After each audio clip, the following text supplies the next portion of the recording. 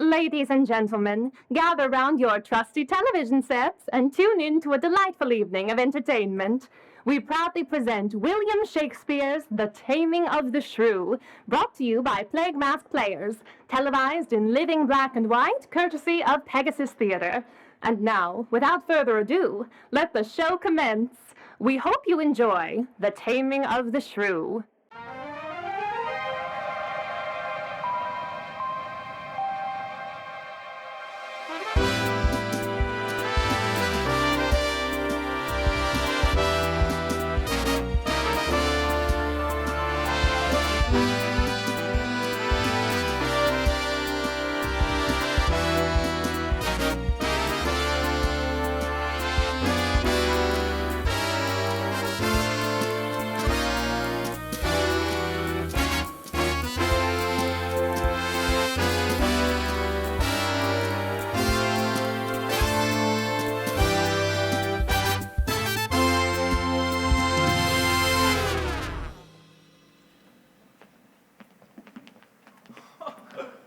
Tranio, since for the great desire I had to see fair Padua, nursery of arts, I am arrived in fruitful Lombardy, and by my father's love and leave am armed with his goodwill and thy good company.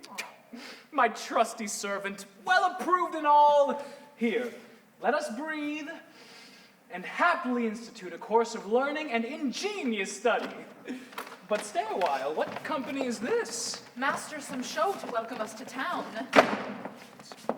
Gentlemen!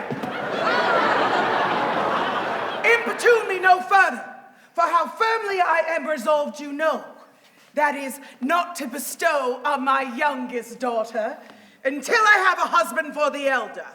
Now, if either of you both love Katharina, leave shall you have to court her at your pleasure. To Carter, rather, she's too rough for me. There, Hortensio, will you any wife? I pray you, ma'am, is it your will to make a whore of me amongst these mates? Mates, maid? How mean you that? No mates for you unless you were of a gentler, milder mold. Faith, sir, you shall never need to fear. Indeed, it is not halfway to my heart.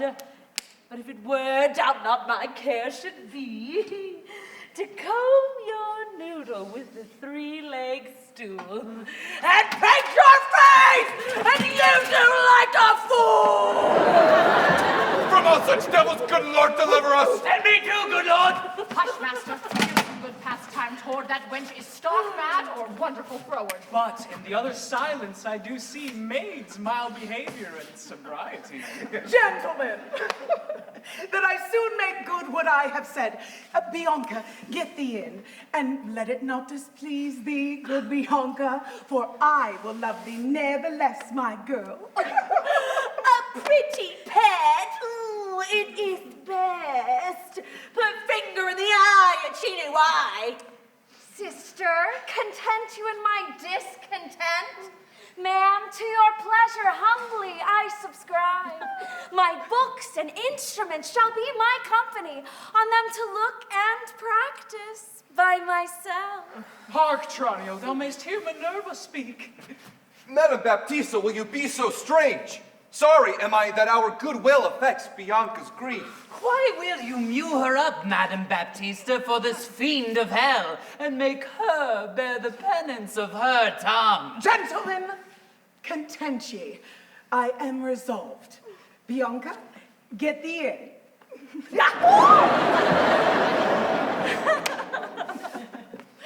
For I know she taketh most delight in music, instruments, poetry. Schoolmasters will I keep within my house, fit to instruct her youth. If you, Hortensio, or St. Gremio, you know of any such, prefer them hither, for to cunning men I will be very kind. And liberal in my own children's good bringing up. And so farewell. Katharina, you may stay, for I have more to commune with Bianca. Why? And I trust I may go too, may I not?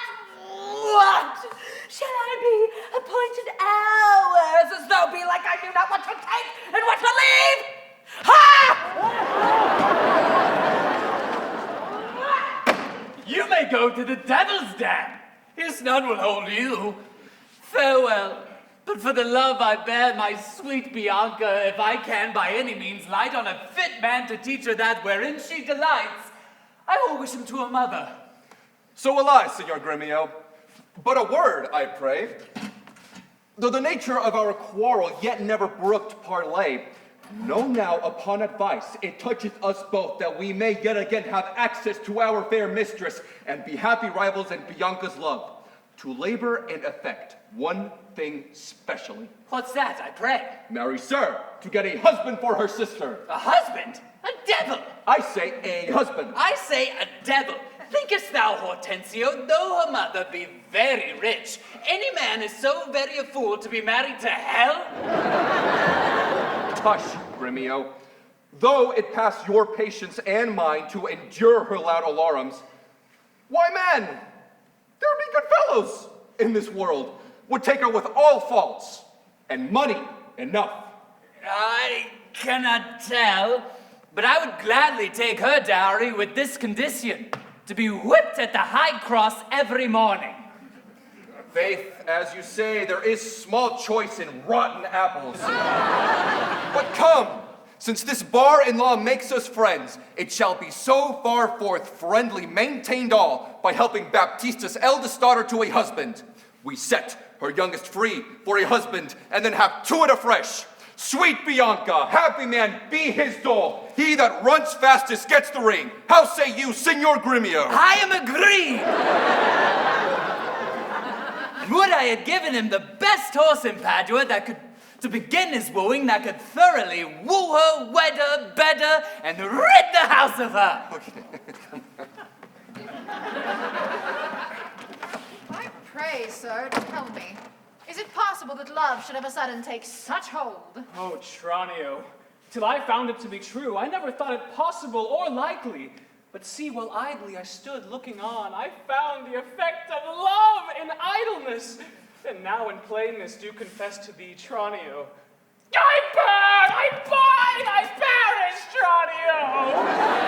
If I achieve not this young, modest girl, assist me, Tranio, for I know thou wilt. Master, you looked so longly on the maid, perhaps you marked not what's the pith of all? Oh, yes, I saw sweet beauty in her face. Saw you no more?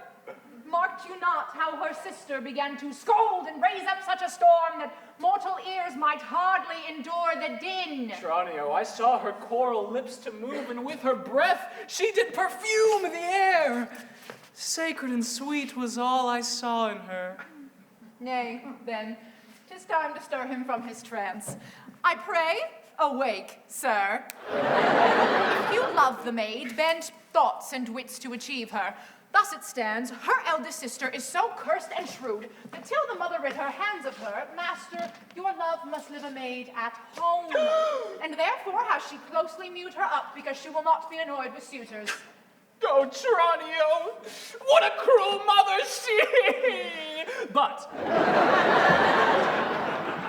art thou not advised she took some care to get her cunning schoolmaster to instruct her?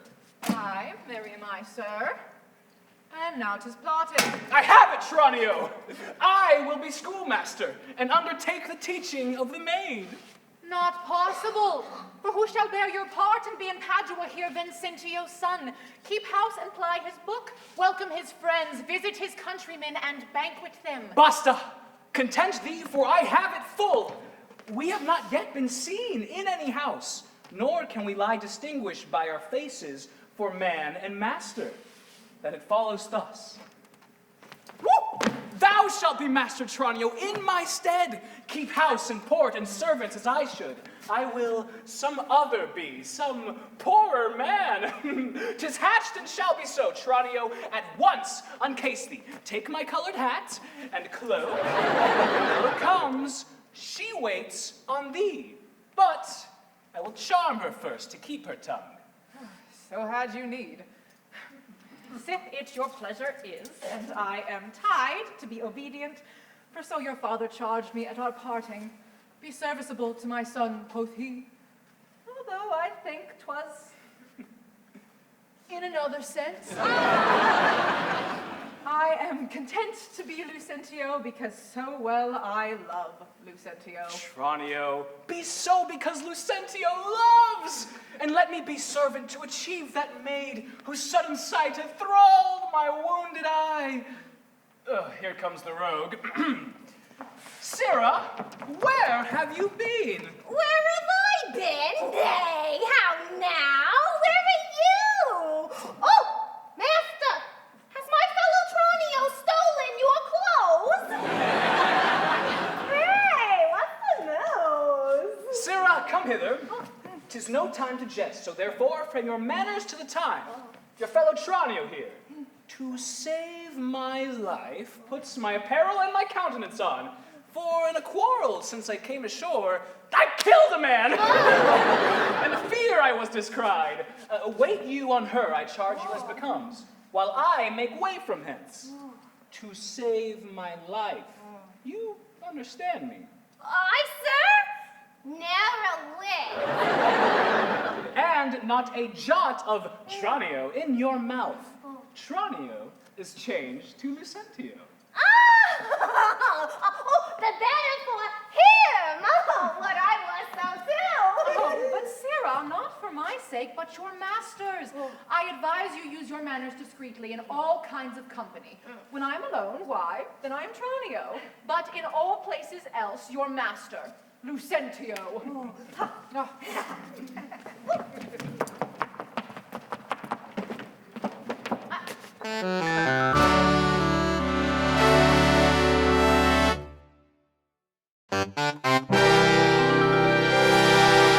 Verona, for a while I take my leave to visit my friends in Padua.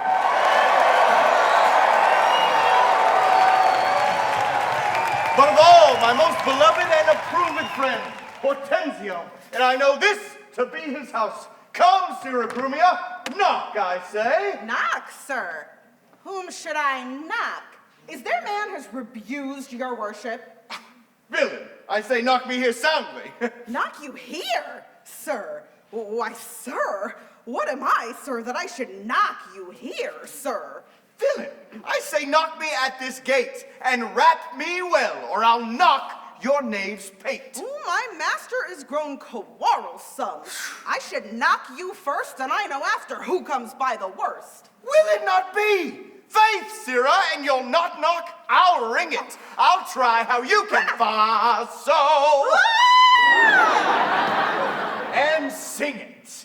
Help, master, it's my master is mad! Knock when I bid you, Sirrah villain. How now? What's the matter? My old friend Grumia. And my good friend Petruchio. Oh, How do you all at Verona? good. Senor Hortensio, come you to part this fray? Rise, Grumia, rise. We will compound this quarrel. If this be not a lawful case for me to leave his service, look you, sir, he bid me knock him and rap him soundly, sir. Well, was it fit for a servant to use her master so? Ah, senseless villain, Hortensio. I bade the rascal knock me at the gate and could not get her for my heart to do it. Knock at the gate. Heavens, spake you not these words plain? Sirrah, knock me here, rap me here, knock me well and knock me soundly, and come you now with knocking at the gate. Sirrah, be gone or talk not. I advise you. Petruchio! Patience! I am Grumia's pledge, your trusty, pleasant, ancient servant Grumia. And now tell me, sweet friend, what happy gale blows you to Padua here from old Verona? Such winds as scatters young men throughout the world, happily to wive and thrive as best I may. Crowns in my purse I have and goods at home, and so am come abroad to see the world. Petruchio, shall I then come roundly to thee and wish thee to a shrewd, ill-favored wife? Thou'lt thank me but a little for my counsel, and yet I promise thee, She shall be rich, and very rich.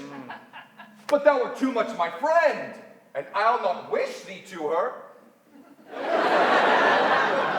Hortensio, twixt such friends as we few words suffice, and therefore, if thou knowest one rich enough to be Petruchio's wife, be she as foul as was Florentia's love, as cursed as Sibyl, and as old and shrewd, she moves me not, or not removes at least affection's edge, and me were she as rough as are the swelling Adriatic seas. I come to wive it wealthfully in Padua, if wealthfully, then happily in Padua. Why, give him gold enough and marry him to a puppet, or an old trot with ne'er a tooth in her head, though she have as many diseases as 52 horses. Nothing comes amiss, so money comes with all. Petruchio, since we are stepped thus far in, I will continue what I broached in jest. I can, Petruchio, help thee to a wife with wealth enough and young and beauteous, brought up as best becomes a gentlewoman. Her only fault, and that is fault enough, is that she is intolerable, cursed, and shrewd, and froward, so beyond all measure that were my state far worser than it is, I would not wed her for a mine of gold. Hortensio, peace! Thou knowest not gold's a fad. Tell me her family name, and 'tis enough, for I will board her, though she chide as loud as thunder when the clouds in autumn crash. Her mother is Baptista Minola, an affable and courteous dowager. Her name is Katharina Minola, renowned in Padua for her scolding tongue. I will not sleep, Hortensio, until I see her. On my word, if she knew him as well as I do, she would think scolding would do little good upon him. Tarry, Petruchio, I must go with thee, for in Baptista's keep my treasure is. She hath the jewel of my life in hold, her youngest daughter, beautiful Bianca, and her withholds for me and other more suitors to her and rivals in my love, supposing it a thing impossible for those defects I have before rehearsed, that ever Katharina will be wooed, that none shall have access unto Bianca, till Katharina the Cursed have got a husband. Katharina the Cursed? A title for a maid of all titles, the worst.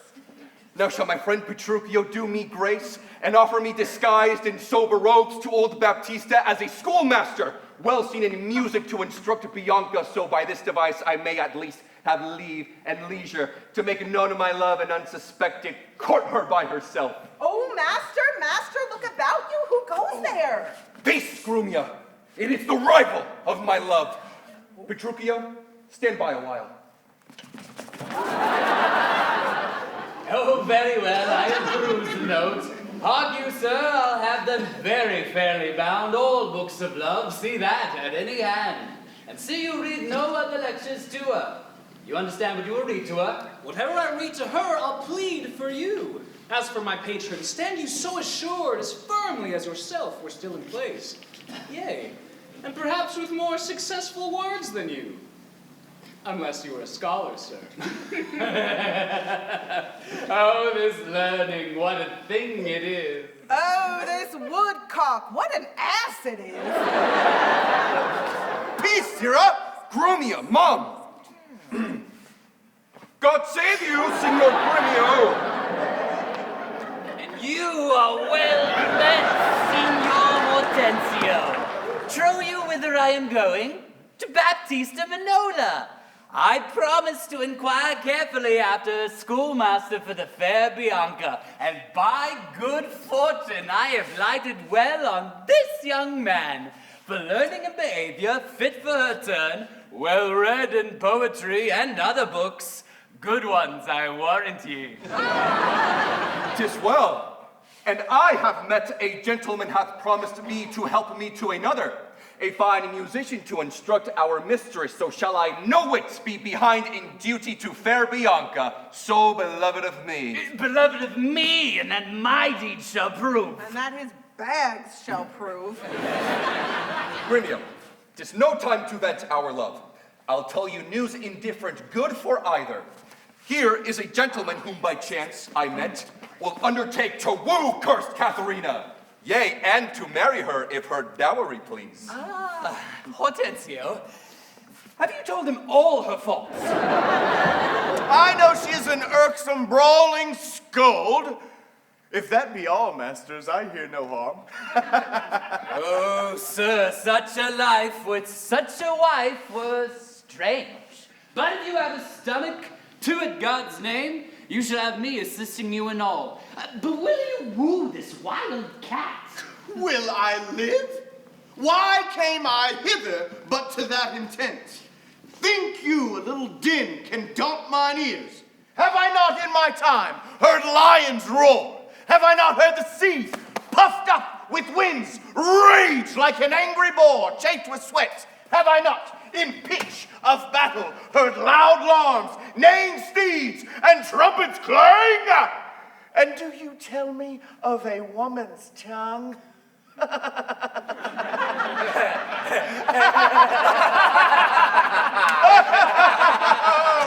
Tush, tush, fear boys with bugs. For he fears none.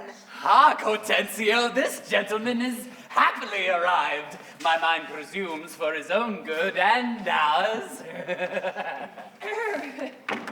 Gentlemen, God save you. If I may be so bold, tell me, I beseech you, which is the readiest way to the house of Baptista Manola? Ah, she that has the two fair daughters. To she, you mean? Even she, my good stranger. Hark you, sir, you mean not her to... Not her that chides, sir, by any hand, I pray. I love no chider, sir. Well begun, Tranio. Sir, a word ere you go. Are you a suitor to the maid you talk of, yea or no? And if I be, sir, is it any offense? No, if without more words you would get you hence. Why, sir, I pray, are not the streets as free for me as for you? But so is not she. For what reason, I beseech you? For this reason, if you'll know, that she is the choice love of Signor Gremio. That she's the chosen of Signor Hortensio. Softly, my masters. If you be gentlemen, do me this right. Hear me with patience. Baptista is a noble dowager to whom my father is not all unknown. And were her daughter fairer than she is, she may more suitors have, and me for one. Fair Lida's daughter had 1,000 wooers. Then well, one more may fair Bianca have, and so she shall. Lucentio shall make one. What? This gentleman will outtalk us all. Sir, let me be so bold as to ask you, did you yet ever see Baptista's daughter? No, sir. But here I do that she hath two. The one as famous for a scolding tongue as is the other for beauteous modesty. Sir, sir, the first is for me. Let her go by. Yea, leave that labor to great Hercules. Sir, understand you this of me in sooth. The younger daughter whom you hearken for, the mother will keep from all access of suitors until the elder first is wed. The younger then is free, and not before.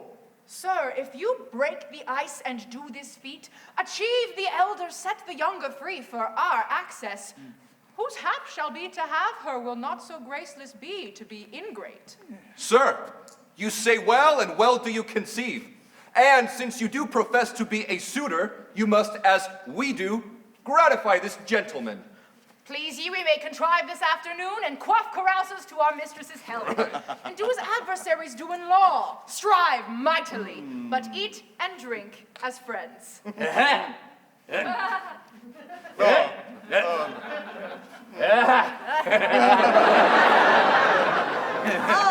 excellent motion. Fellows, let's be gone. The motion's good indeed, and be it so. Petruchio, I shall be your Benvenuto.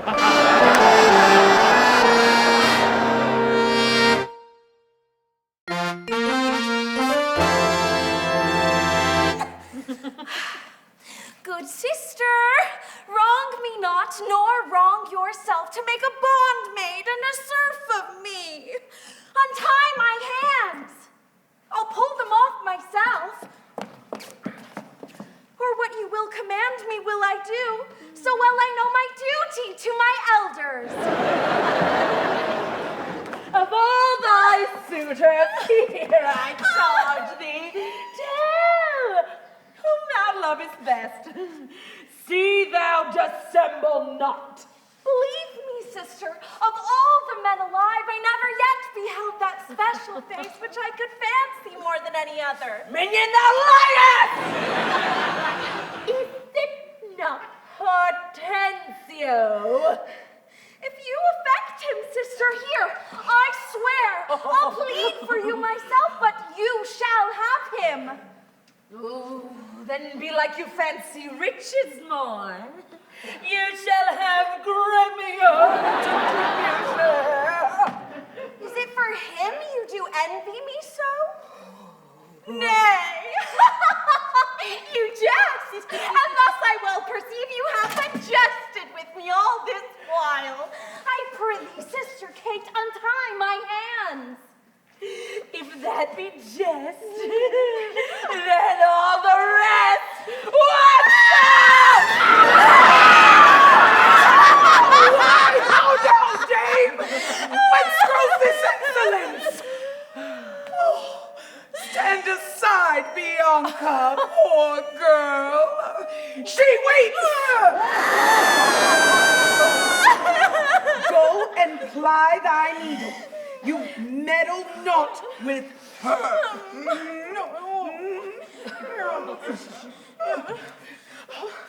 For shame, thou helding of a devilish spirit. Why dost thou wrong her that ne'er did wrong to thee? When did she cross thee with a bitter word? Her silence flouts me, and I'll be revenged! Get thee in, Bianca. What? Will you not suffer me? Nay, now I see. She is your treasure. She must have a husband. I must dance barefoot on her wedding day. Talk not to me. I will go sit and weep till I can find occasion of revenge.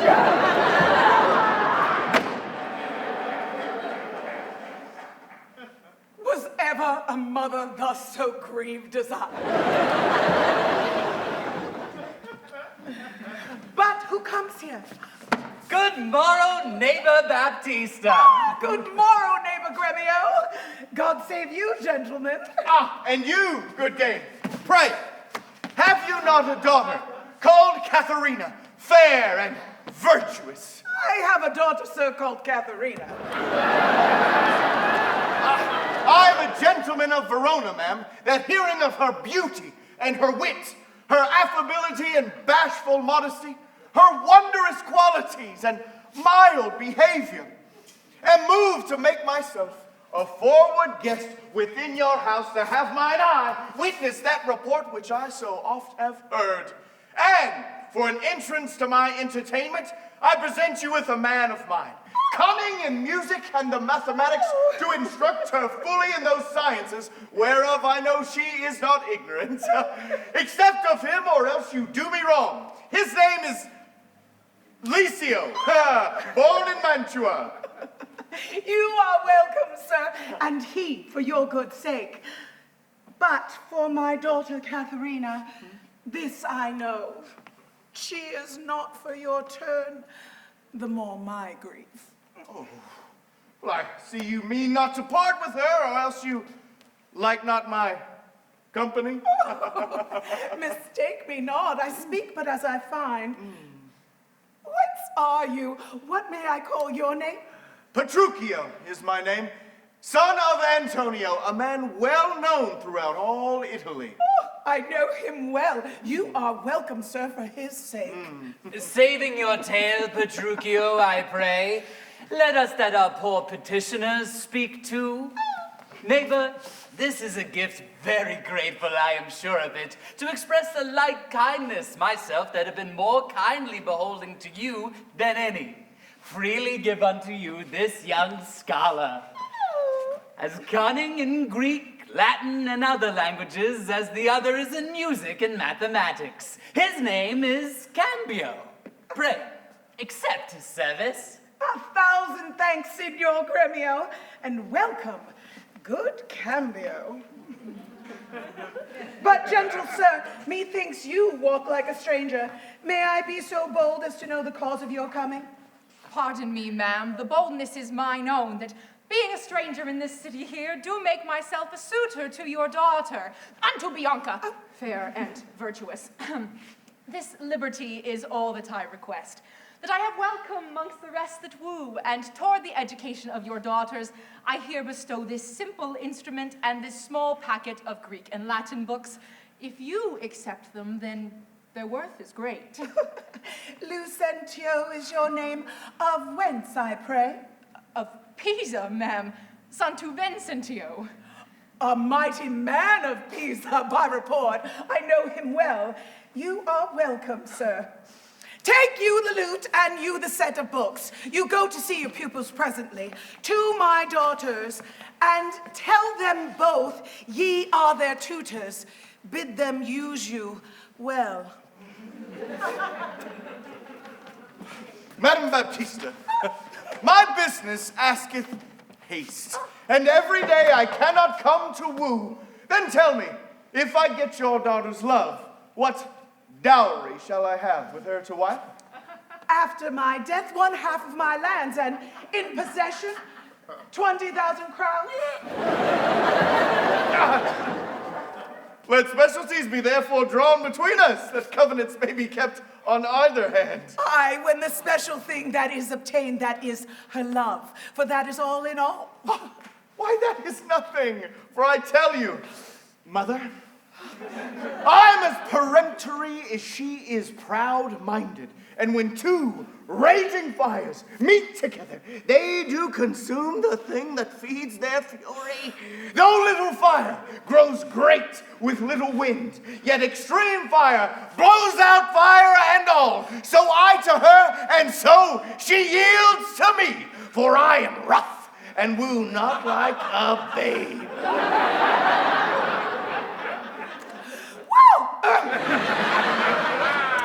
Well, mayest thou woo, and happy be thy speed. But be thou armed for some unhappy words. Aye, to the proof, as mountains are for winds that shake not though they blow perpetually. Why, how now, my friend? Why dost thou look so pale? For fear, I promise you, if I look pale. Why, will my daughter prove a good musician? I think she'll sooner prove a soldier. Why, canst thou not break her to the lute? Why, no, for she hath broke the lute to me. She struck me on the head, and through the instrument my pate made way. And while she did call me rascal fiddler and twangling jack with 20 such vile terms as she had studied to misuse me so. Now by the world it is a lusty wench. I love her 10 times more than e'er I did. Ooh, how I long to have some chat with her. Go with me. Be not so discomfited. Proceed and practice with my younger daughter. She's apt to learn and thankful for good turns. Signor Petruchio, will you go with us, or shall I send my daughter Kate to you? I pray you do. I will attend her here.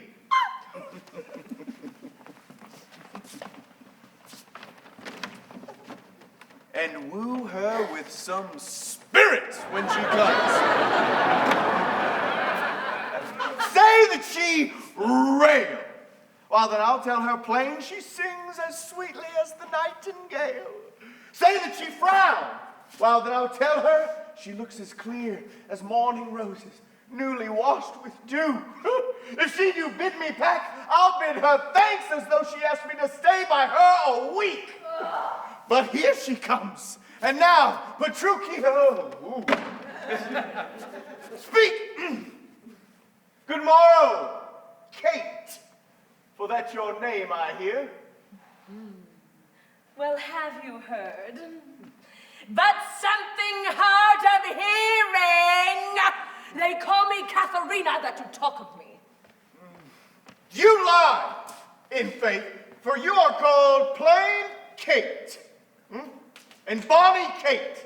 And sometimes Kate the Cursed.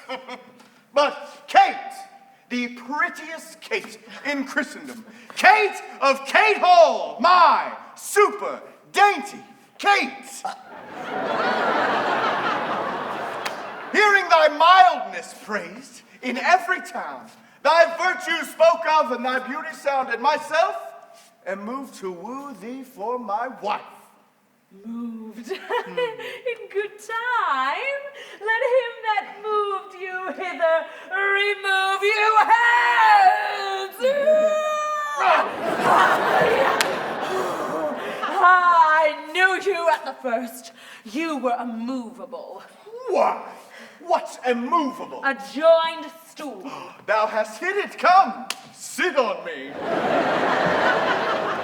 Asses are made to bear, and so are you. Women are made to bear, and so are you. Ooh, no such jade as you with me, you mean. Alas, good Kate, I will not burn thee for knowing thee to be but young and light. Oh, light for such a swain as you to catch, and yet as heavy as my weight should be. Oh, should be. Should buzz. Saying like a buzzard. Oh, come, you wasp. You must not look so angry. If I be waspish, best beware my sting. My remedy, then, is to pluck it out. Aye. If the fool could find where it lies. Who knows not where a wasp does wear his sting? In his tail. In his tongue. Whose tongue? Yours, if you talk of tails, and so farewell. What, with my tongue in your tail?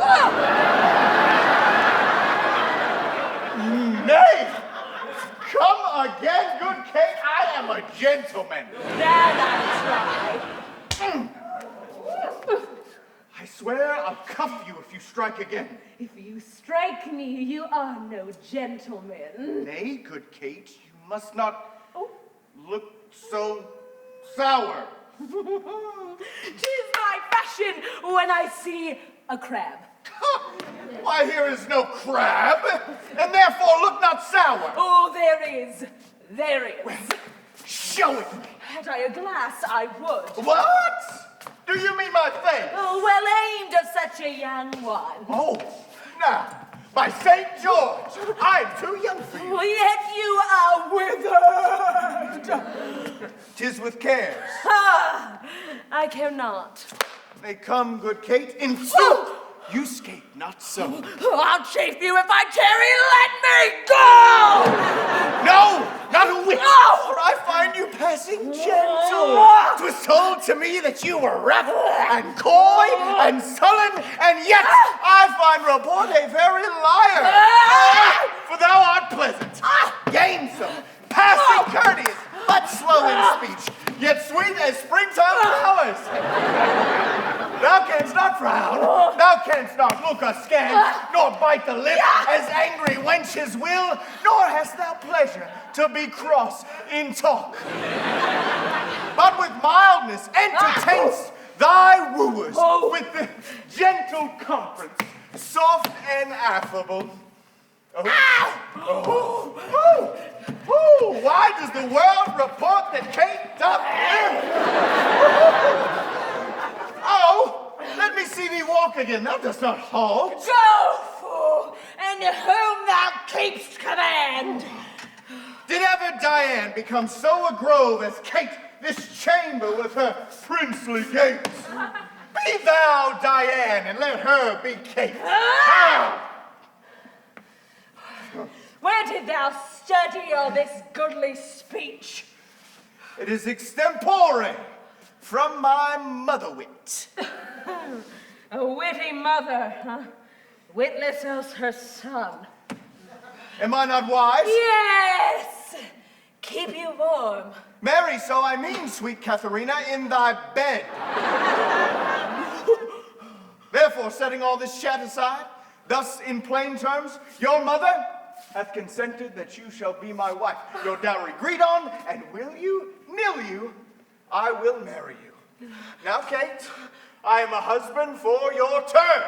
For by this light, whereby I see thy beauty that does make me like thee well, thou shalt be married to no man but me. For I am born to tame you, Kate. I bring you from a wild Kate to a Kate conformable to other household Kates. Here comes your mother. Never make denial. I must and will have Katharina for my wife.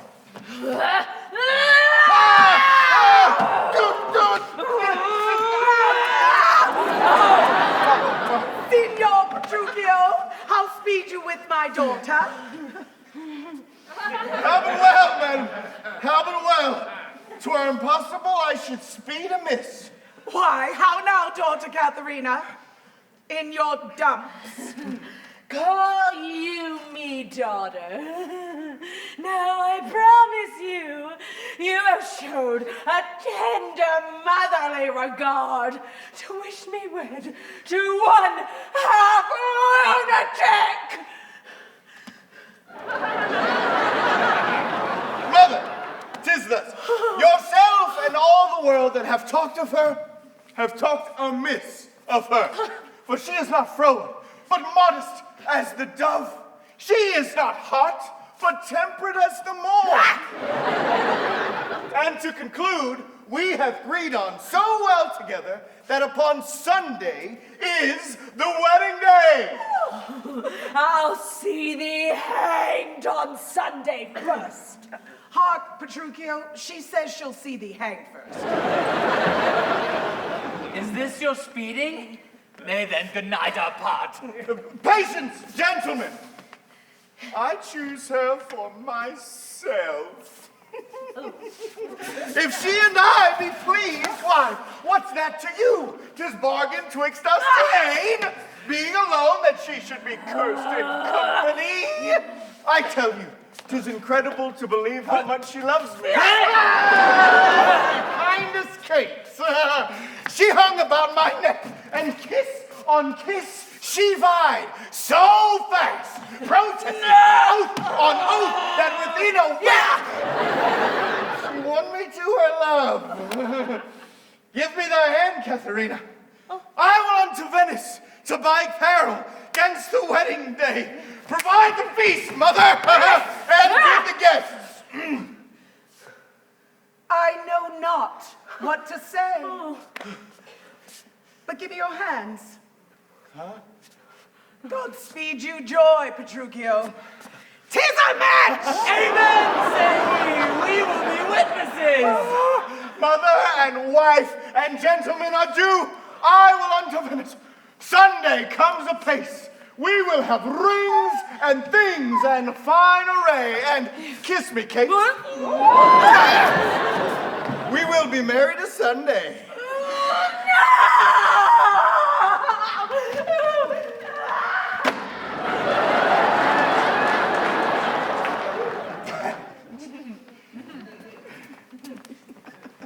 Was ever match clapped up so suddenly?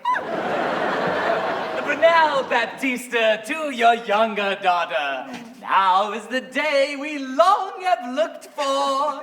I am your neighbor and will suit her first. And I am one that love Bianca more than words can witness, or your thoughts can guess. Youngling, thou canst not love so dear as I. Greybeard, thy love doth freeze. But thine doth fry.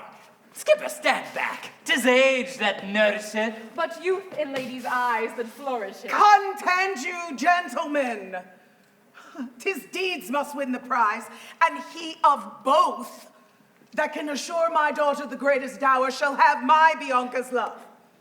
Say, Senor Gremio, what can you assure her? First, as you know, my house within the city is richly furnished in plate and gold. My hangings all a Tyrian tapestry. In ivory coffers I have stuffed my crowns.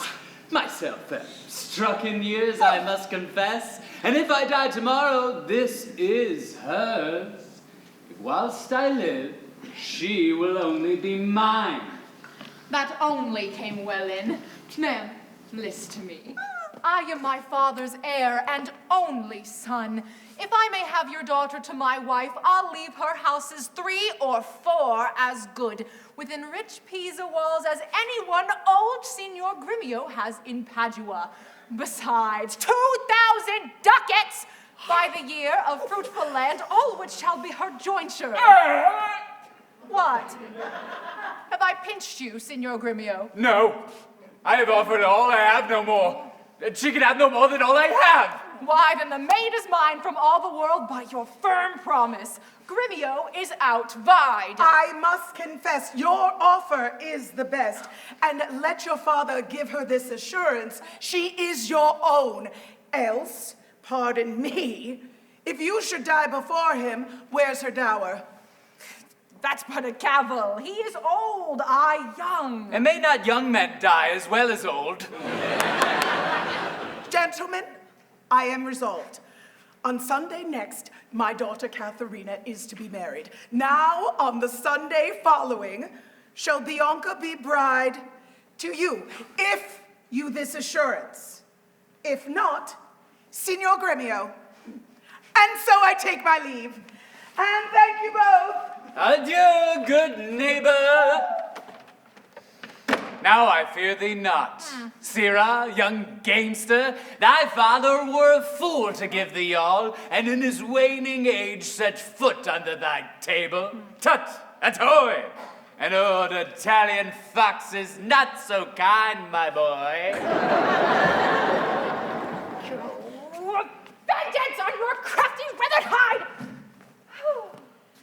'Tis in my head to do my master good. I see no reason, but suppose Lucentia must get a father called supposed Vicentia.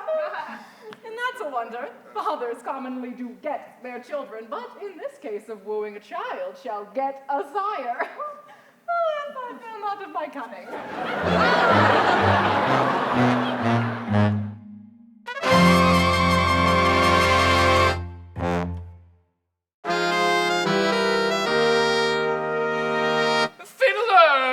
Forbear, you grow too forward, sir. Have you so soon forgot the entertainment her sister Katharina welcomed you withal? But wrangling pedant, this is the patroness of heavenly harmony. Then give me leave to have prerogative, and when in music we have spent an hour, your lecture shall have leisure for as much. Preposterous ass, that never read so far as to know the cause why music was ordained. Was it not to, refresh the mind of man after his studies or usual pain? Then give me leave to read philosophy, and while I pause, serve in your harmony. Sirrah, I will not bear these braves of thine. Why, gentlemen, you do me double wrong to strive for that which resteth in my choice. I am no breaching scholar in the schools. I'll be not tied to hours nor appointed times, but learn my lessons as I please myself, and to cut off all strife. Here, sit we down. Take you your instrument. Play you the while. 'Tis lecture will be done ere you have tuned. You'll leave his lecture when I'm in tune? That will be never. Tune your instrument. Where left we last? Here, madam.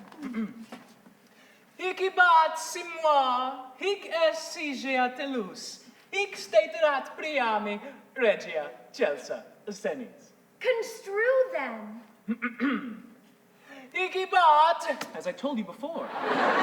Si moi, I am Lucentio, hic est son unto Vincentio of Pisa, sagietelus, disguised thus to get your love. Hic steterat, and that Lucentio that comes a-wooing, Priami, is my servant Tranio, Regia, bearing my port, Chelsa Senis, that we might beguile the old pantaloon. Madam, my instruments in tune. Let's hear. Oh, fie! The treble jar. Spit in the hole, man, and tune again.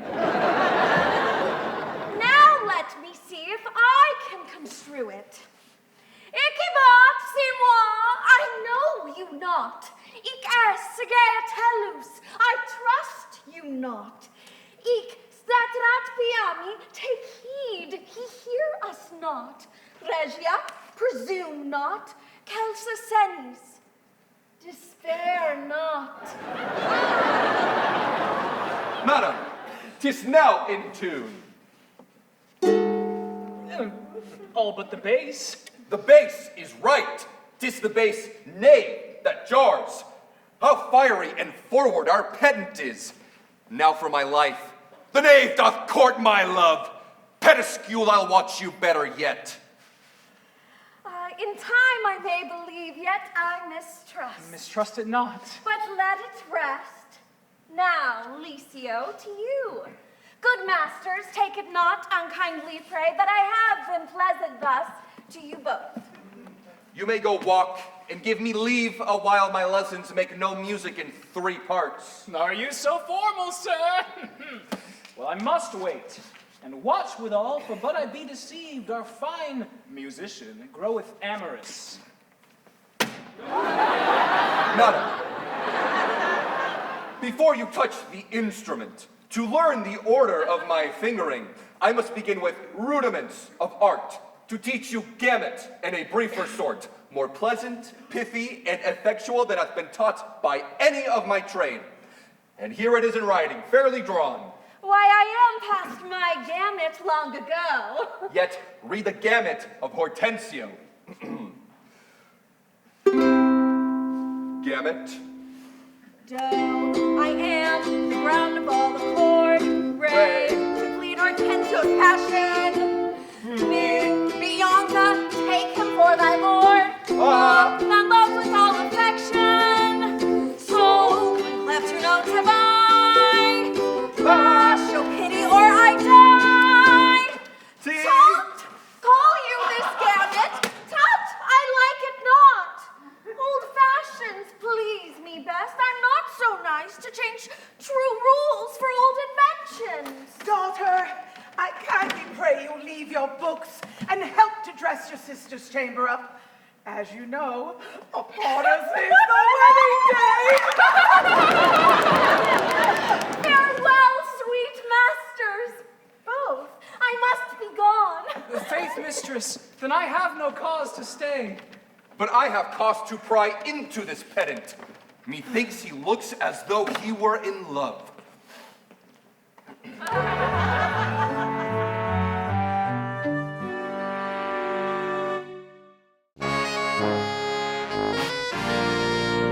Signor Lucentio, this is the appointed day when Katharina and Brugio should be married, but we hear not from our son-in-law. What will be said? What mockery will it be to want the bridegroom when the priest attends to speak the ceremonial rites of marriage?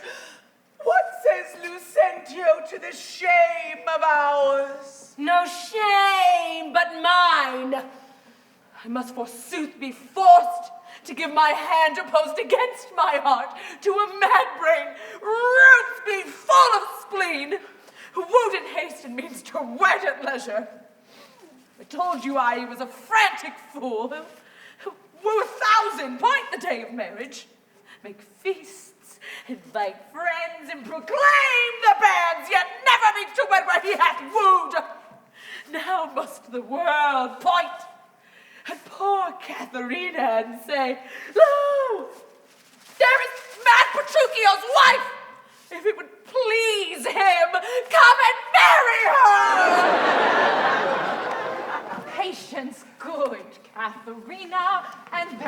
did too. Upon my life, Petruchio means but well. Whate'er fortune stays him from his word, though he be blunt, I know him passing wise.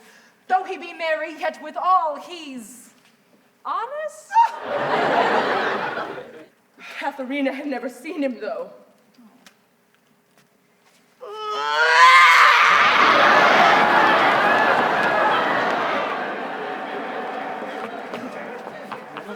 Go, girl. I cannot blame thee now to weep, for such an injury would very vex a saint, much more a shrew of thy impatient humor. Nose? Old nose, and such noses you have never heard of. Is it old and new? How may that be? Why isn't no news to hear Petruchio is coming? Oh, he is come. Wait, no, ma'am. What then? He is coming. When will he be here? When he stands where I am and sees you there. But say what to thine old news. Why, Petruchio is coming in a new hat and an old jerkin. A pair of old breeches, thrice turned, a pair of boots, an old hat, and the humor of 40 fancies pricked in for a feather. A monster! A very monster in apparel. 'Tis some odd humor that pricks him to this fashion, yet oftentimes he goes but mean apparel. I'm glad he comes, howsoe'er he comes. Oh, why, man, he comes not. Did thou not say he comes? Who? Oh, the Petruchio came!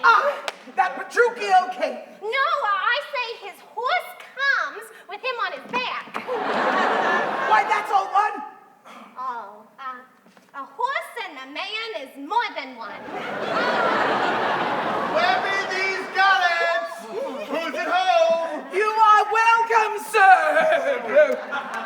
Not so well apparelled as I wish you were.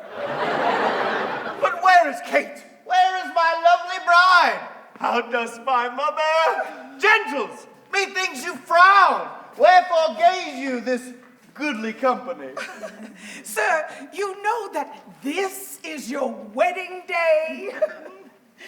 First we were sad, fearing you wouldn't come. Now, sadder, feeling that you come so unprovided. Fine, doff this habit. Shame to your state, and eyesore to a solemn festival. And tell us what occasion of import hath all so long detained you from your wife, and sent you hither so unlike yourself. Oh, tedious it were to tell, and harsh to hear. Sufficeth, I am come to keep my word. But where is Kate? I stayed too long for her. The morning wears. 'Tis time we were at church. See not your bride in these unreverent robes. Go to my chamber, put on clothes more fine. Not I! Believe me. Thus I will visit her. But thus, I trust, you will not marry her. Good sooth, even thus, and therefore hath done with words. To me she is married, not unto my clothes. But what a fool am I to chat with you when I should bid good morrow to my bride and seal the title with a lovely kiss. He hath some meaning in his mad attire. We will persuade him, be it possible, to put on better ere he go to church. I will after him and see the event of this.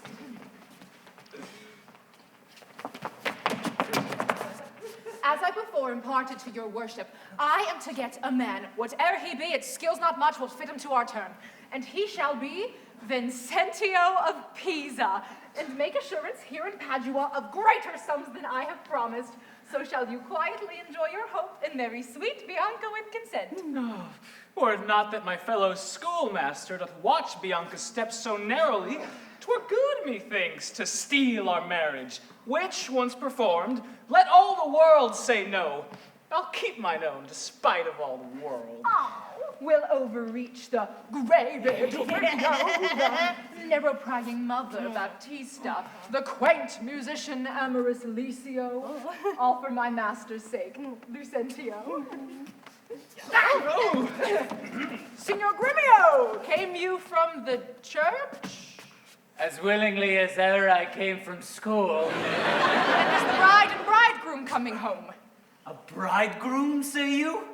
'Tis a groom indeed, a grumbling groom, and that the girl shall find. Curser than she, why, 'tis impossible. Why, he's a devil, a very fiend. Why, she's a devil that the devil's damned. Tut, she's a lamb, a dove, a fool to him. I'll tell thee, Sir Lucentio, when the priest should ask if Katharina be his wife, "I by God," quoth he, and swore so loud that all amazed, the priest let fall the book.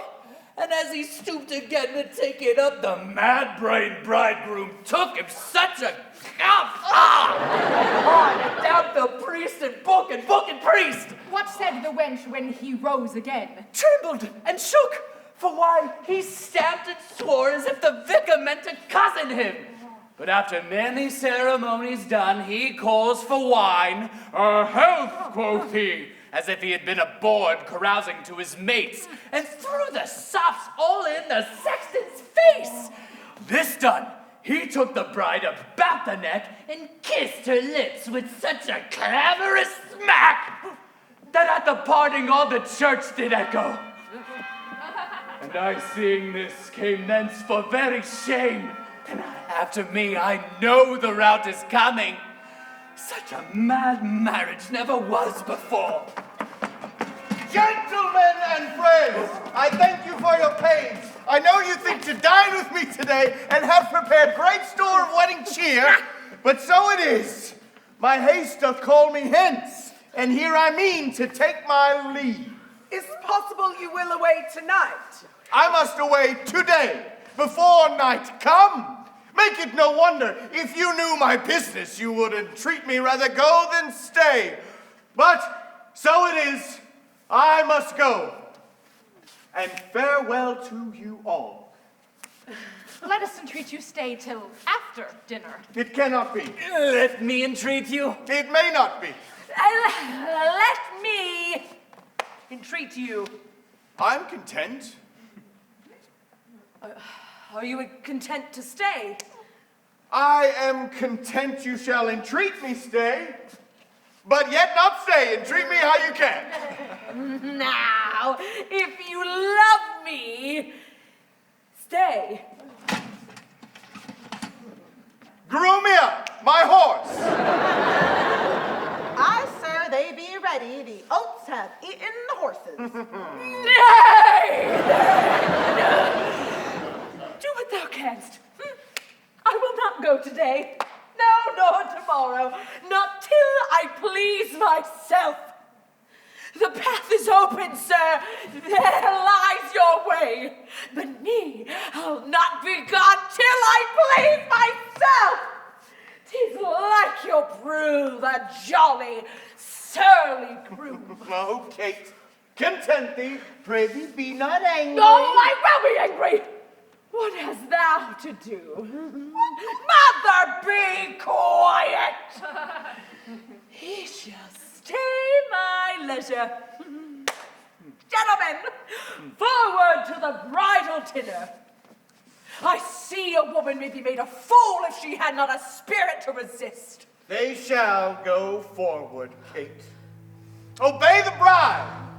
You that attend on her, be mad and merry, or go hang yourself. As for my bonny Kate, she must with me. Nay, look not big, nor stamp, nor stare, nor fret. I will be master of what is mine own.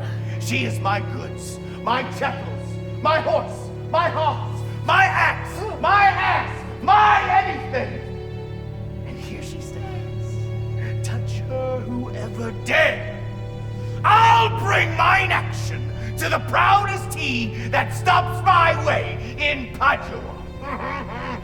Fear not, sweet wench. They'll not touch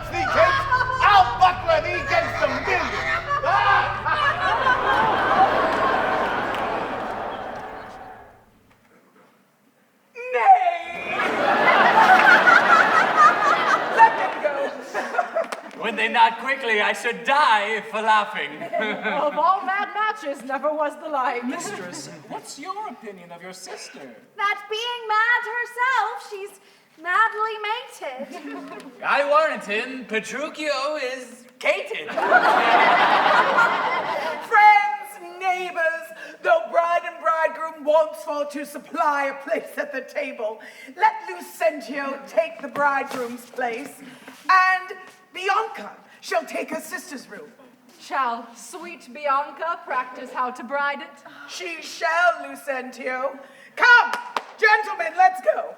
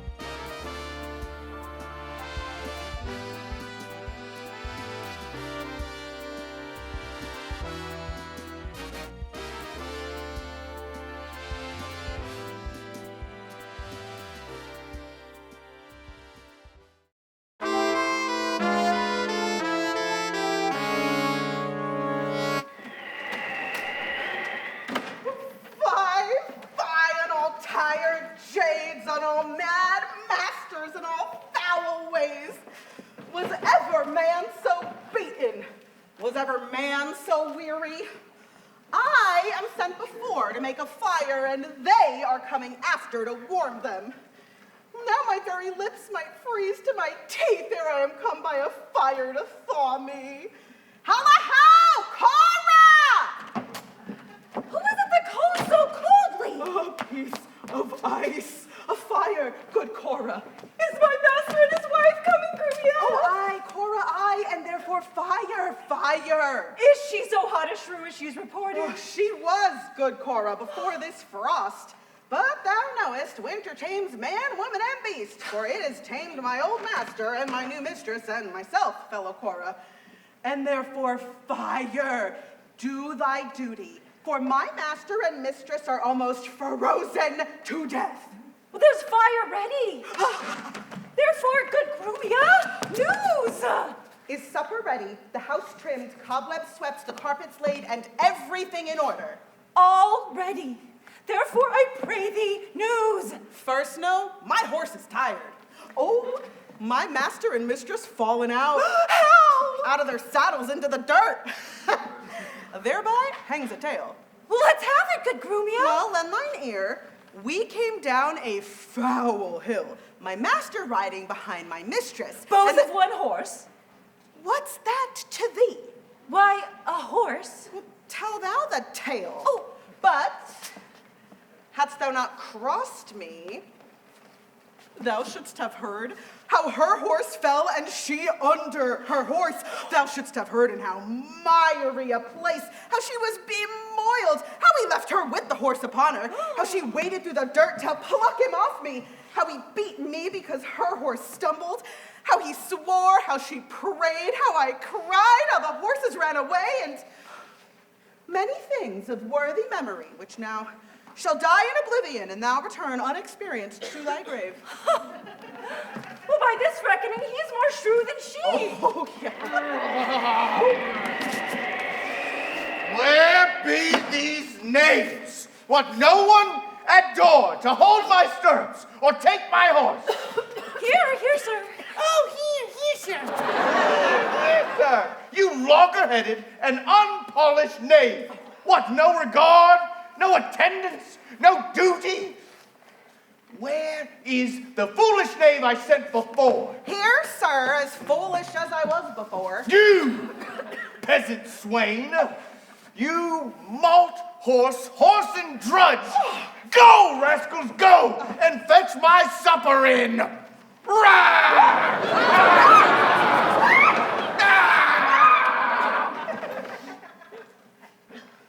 Where be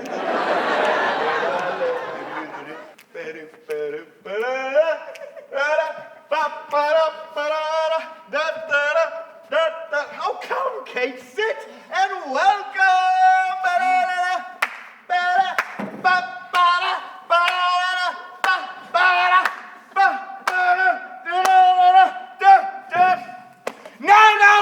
No.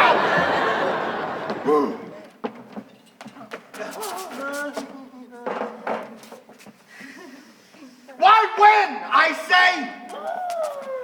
Nay, good sweet Kate, be merry.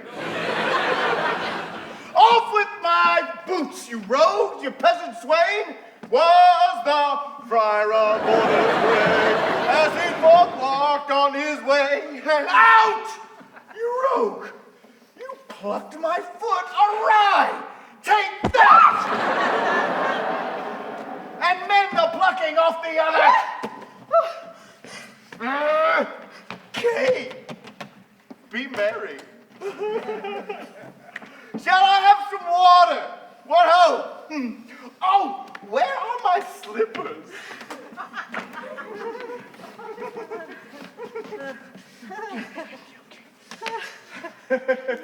Shall I have some water?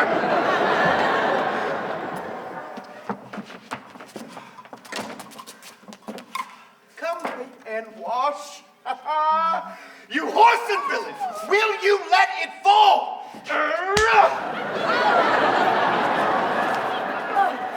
Patience, I pray you. 'Twas a fault unwilling. A whoreson, beetle-headed, flapped-eared knave! Come, Kate, and sit. I know you have a stomach. Well, shall you give thanks, sweet Kate, or shall I? What is this? Mutton? It is. Who brought it? 'Tis burnt, and so is all the meat. How durst you, villain, bring it from the kitchen and serve it to me thus that loves it not? There, take it to you, trenchers, cups, and all. You heedless, joltheads, and unmannered knaves. What? Do you grumble? I will be with you straight. I pray you! Husband, be not so disquiet. Meat was well if you were so contented. Tell thee, Kate, 'twas burnt and dried away, and I expressly am forbid to touch it. And better 'twere that both of us did fast than feed it with such over-roasted flesh. Be patient, Kate. Tomorrow it shall be mended. As for this night, we will fast for company. Come, let me show thee to thy bridal chamber.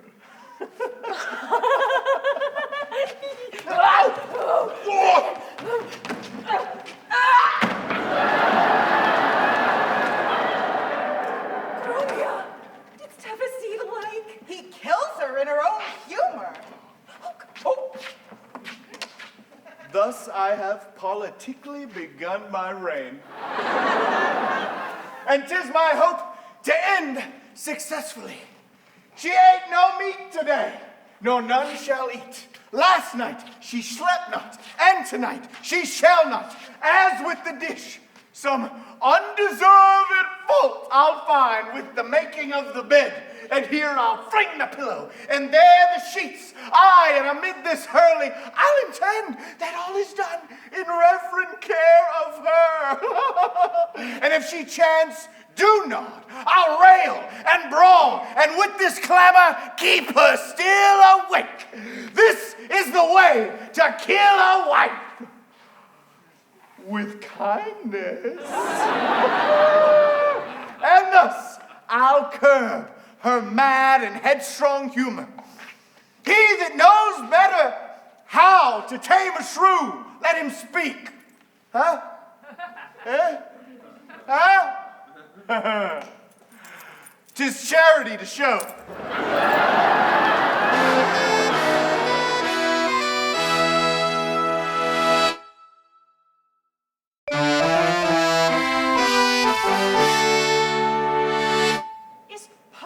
Friend Licio, that Mistress Bianca doth fancy any other but Lucentio.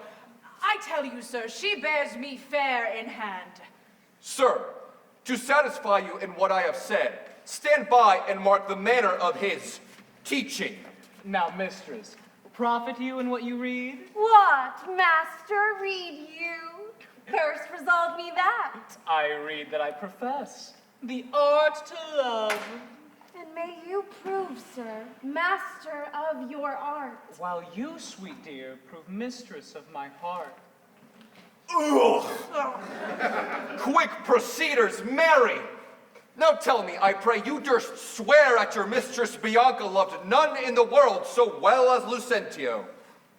Oh, despiteful love, unconstant womankind, I tell thee, Licio, this is terrible. Mistake no more.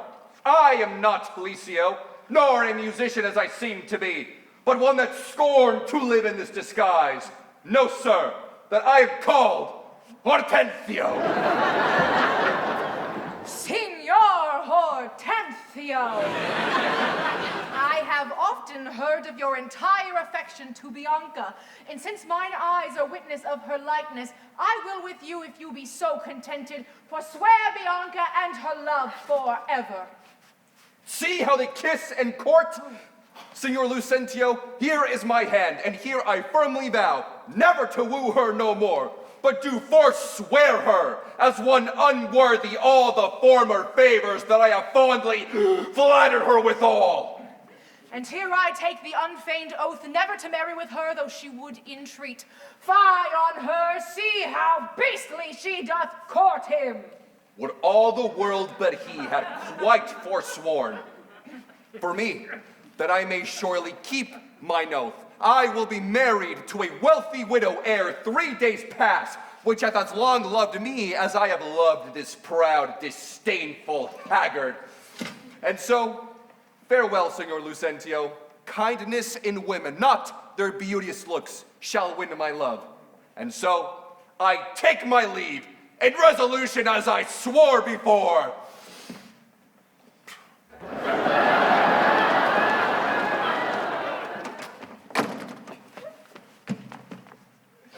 Mistress Bianca, bless you with such grace as longeth to a lover's blessed case. I have forsworn you with Hortensio. Tranio, you jest, but have you both forsworn me? Mistress, we have. Then we are rid of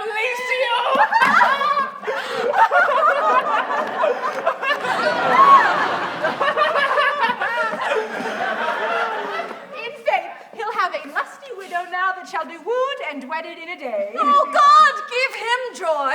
Aye, and he'll tame her. He says so, Tranio. Oh, faith, he's gone unto the taming school. The taming school? What, is there such a place? Aye, mistress, and Petruchio is the master that teacheth tricks 11 and 20 long to tame a shrew and charm her chattering tongue.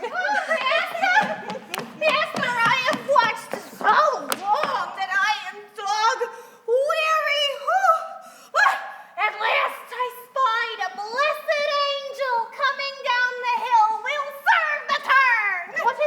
fellow? Is she a mercantante or a pedant? I know not what. But formal in apparel, in gait, and countenance somewhat like a father. And what of her, Tranio? If she be credulous and trust my tale, I'll make her glad to seem Vincentio, and give assurance to Baptista Manola as if she were the right Vincentio. Take in your love, and then let me alone. God save you, sir. And you, friend, you are welcome. Travel you far on, or are you at the farthest? Sir, at the farthest for a week or two, but then a farther and as far as Rome. Of what countryman, I pray? Of Mantua. Of Mantua, Miss. Marry, God forbid, and come to Padua, careless of your life. My life, sir? Oh, I pray, for that goes hard. 'Tis death for anyone in Mantua to come to Padua. Know you not the cause? Your ships are stayed at Venice, and the Duke, for private quarrel twixt your Duke and him, hath published and proclaimed it openly. 'Tis marvel, but you are but newly come. You might have else heard it proclaimed about. Alas, it is far worse for me than so, for I have bills for money by exchange from Florence, and must here deliver them. Well, to do you courtesy, this will I do, in this I will advise you. First, tell me, have you ever been at Pisa? Aye, sir, in Pisa have I often been. Pisa renowned for grave citizens. Among them know you one Vincentio? I know him not, but I have heard of him, a merchant of incomparable wealth. He is my father, miss, and sooth to say, in countenance, somewhat doth resemble you. As much as an apple doth an oyster. Save your life in this extremity. This favor will I do you for his sake. And think it not the worst of all your fortunes that you are like to Sir Vincentio. His name and credit shall you undertake, and in my house you shall be friendly lodged.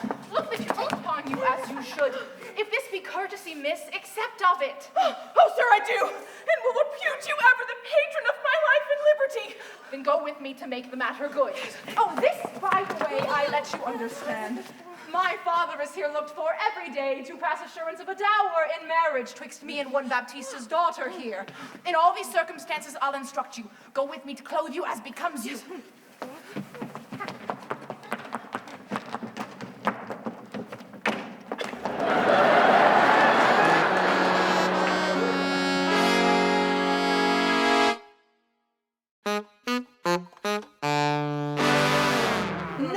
No, forsooth, I dare not for my life. What? Did he marry me to famish me? Beggars, come unto my mother's door. Upon entreaty, have a present alms. If not, elsewhere they meet with charity. But I, who never knew how to entreat, nor never needed that I should entreat, am starved from meat. Giddy, for lack of sleep, with oath kept waking and with brawling fed. And that which spites me more than all these wants, he does it under name of perfect love. As who should say, if I should sleep or eat, 'twere deadly sickness or else present death. I prithee, go and get me some repast. I care not what, so be it wholesome food. What say you to an ox foot? 'Tis passing good. Let me have it. I fear it is too choleric a meat. What say you to a fat tripe, finely broiled? Oh, I like it well. You affected me. I cannot tell. I fear 'tis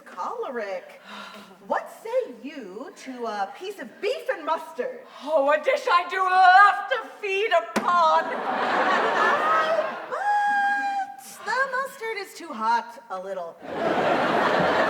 Why, then, the beef, and let the mustard rest. Nay then, I will not. You shall have the mustard, or else you get no beef of Grumia. Then both, or one, or anything thou wilt. Why then the mustard without the beef.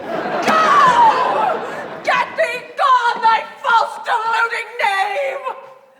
That feeds me with the very name of meat. Sorrow on thee, and all the pack of you that triumph thus upon my misery! Go! Get thee gone, I say!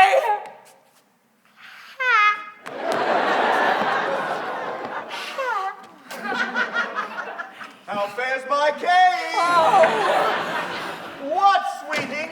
All amorts? Mistress, what cheer?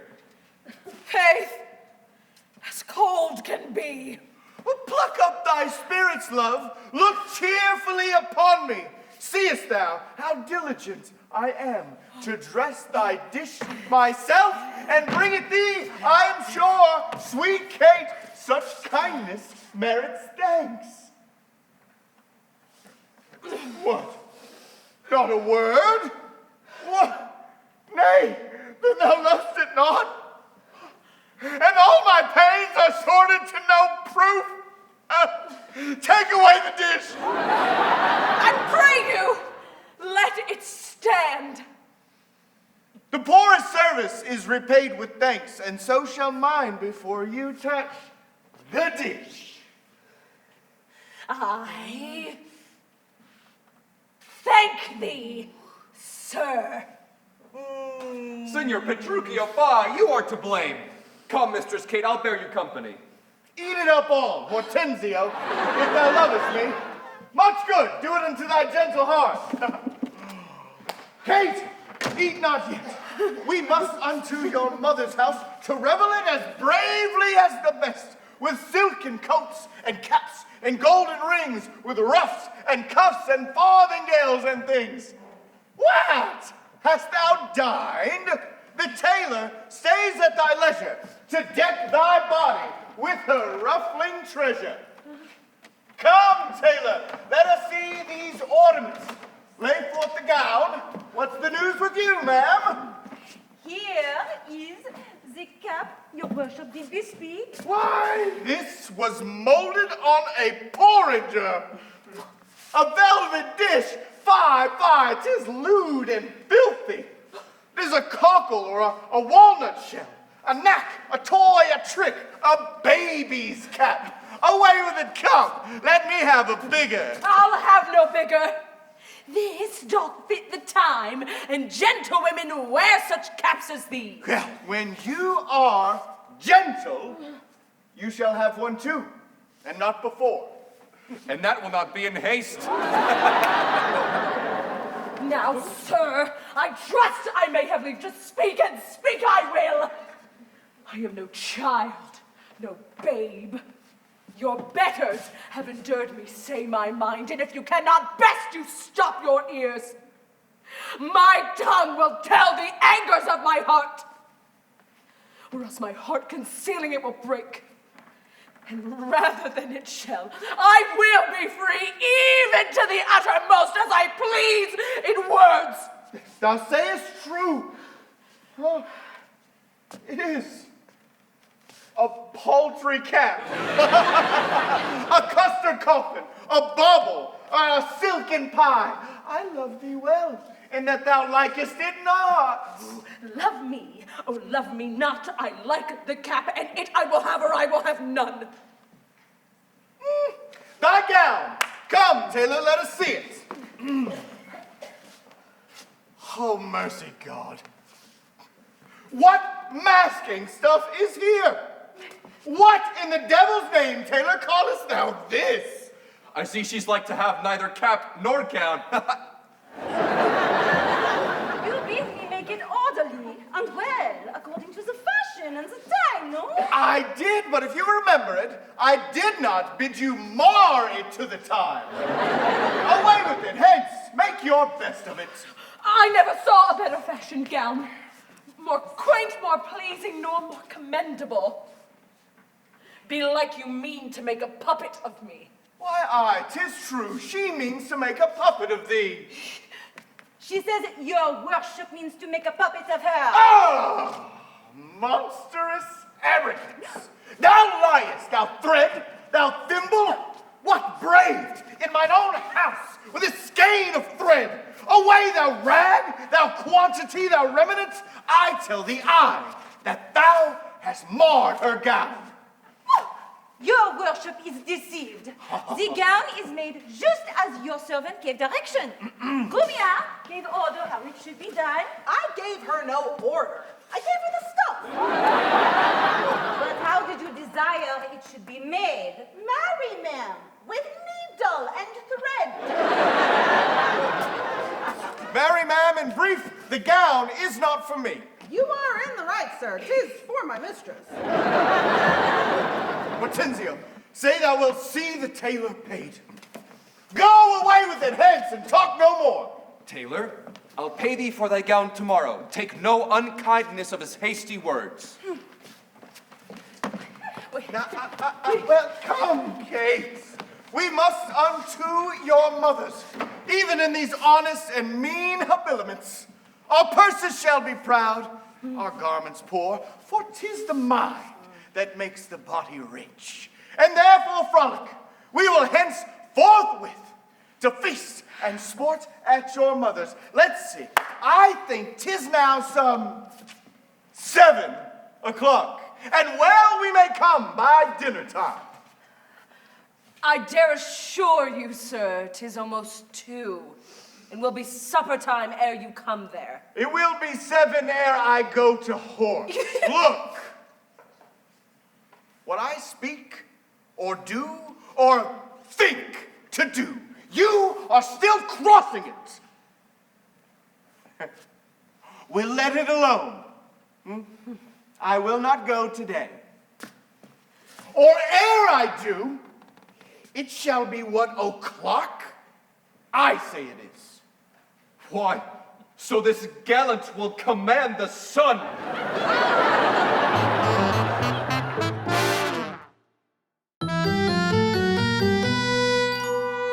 Here, this is the house. Now, hold your own, sir, with such austerity as longeth poor father. I warrant you. But sir, here comes your page. 'Twere good if she were schooled. Fear you not her. Ciro Biondello! Now, do your duty thoroughly, I advise you. Imagine 'twere the right Vincentio. Oh, touch, fear not me. But hast thou done thy errand to Baptista? Oh, I told her that your father was at Venice and that you looked for him this day in Padua. Here comes Baptista. Set your countenance, sir. Madam Baptista, you are happily met. Sir, this is her mother that I told you of. I pray you stand good father to me now. Give me Bianca for my patrimony. Soft, son! Ma'am, by your leave, having come to Padua together in some debts, my son, Lucentio, made me acquainted with a weighty course of love between your daughter and himself. And for the good report I hear of you, and for the love he beareth to your daughter and she to him, to stay him not too long, I am content in a good father's care to have him matched. And if it please you like no worse than I, upon some agreement, me shall you find ready and willing with one consent to have her so bestowed. For curious, I cannot be with you, Madam Baptista, of whom here's a will. Your plainness and your Shortness please me well. Right true it is. Your son Lucentio here doth love my daughter, and she loveth him, or both dissemble deeply their affections. And therefore, if you say no more than this, that you will treat him like a father, and pass my daughter sufficient dower, the match is made, all is done, your son shall have my daughter with consent. Then at my lodging, and it like you, this night will pass the business privately and well. Send for your daughter by my servant here. My page shall fetch the scrivener presently. It likes me well. Biondello, hie you in. And bid Bianca make her ready straight. And if you will, tell what hath happened here. Lucentio's father's arrived in Padua. And how she's like to be Lucentio's wife. Oh, I pray to God she may with all my heart. Dally not with the gods, but get thee gone. Madam Baptista, shall I lead the way? I follow you.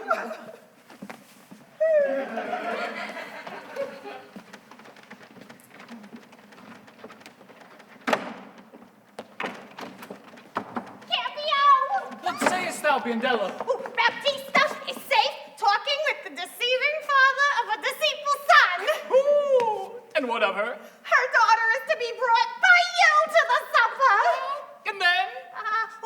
The old priest at St. Luke's church is at your command at all hours. Oh, and what of all this? I cannot tell. Except they are busied about a counterfeit assurance. Take you assurance of her to the church. Take the priest, clerks, and some sufficient honest witnesses. If this be not what you look for, I have no more to say. Oh, hearest thou, Biondello? I cannot tarry, and so adieu, sir. My master hath appointed me to St. Luke's to bid the priest be ready. I may and will, if she be so contented. She will be pleased, then wherefore should I doubt? Hap what hap may, I'll roundly go about her. It shall go hard if Cambio go without her.